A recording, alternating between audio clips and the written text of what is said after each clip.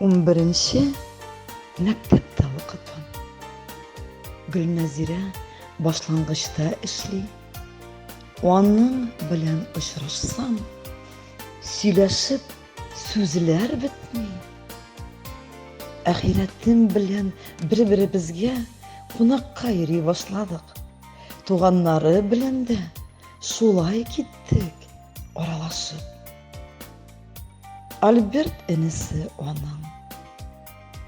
Нефтчига укыган, үзе матур, акыллы, мөлаем, шундый уңган. Әти-әниләре Альбертның изге җанлы кешеләр. Гөрләшеп, тырышып, 3 малай үстерделәр. Шундый кунакчыл гаилә. Күңелләре шундый киң. Ишекләре һәрчак ачык. Кунакка гына кил. Оныклары өчен алар җаннарын бирергә әзер.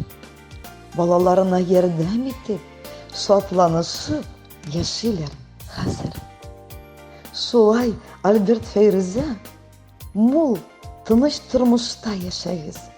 Сау, сәламәт булыгыз, куандырып торсын балаларыгыз.